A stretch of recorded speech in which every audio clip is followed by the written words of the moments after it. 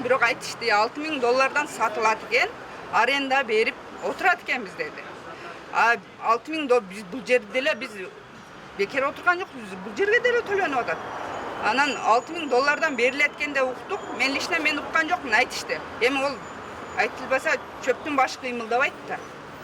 Анан кийин бекер эле барып отургузбайт экен ал жерге делечи, мисалы. Ошо. Биз бардыгыбыз мисалы каршыбыз.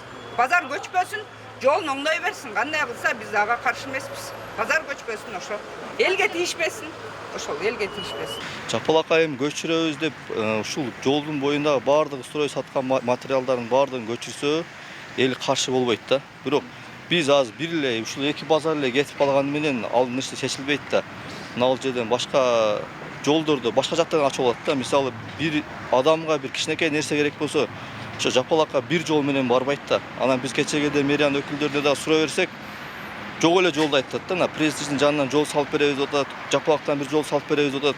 Эми азыр ошонун жол жок да. Бирокчу бул биз да суроо бердик, ошо Алтынбек деген баягы Мередаш деген бир ошого суроо бергенибизде биздин ордубузга эмне түшөт, жана биз кайсы жакка барабыз деп суроо бергенибизде да ал так жооп берген жок да.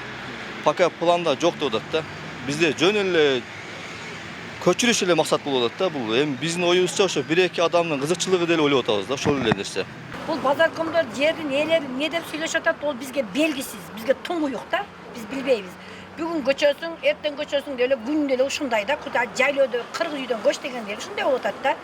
Да бирөөсү келет, эртең көчөсүң, ал мынага жыйыштыр, мынандай кылабыз деп, да эки-үч бала келет, да бирөөлөргө ким бу жерге кожоюн экенин биз билбейбиз бу жерде. Азыр мисалы үчүн мына мэриядан келген балдарды тааныйбыз, анан башка чужой, Омес, Помес, да бир балдар эмне келип атат да.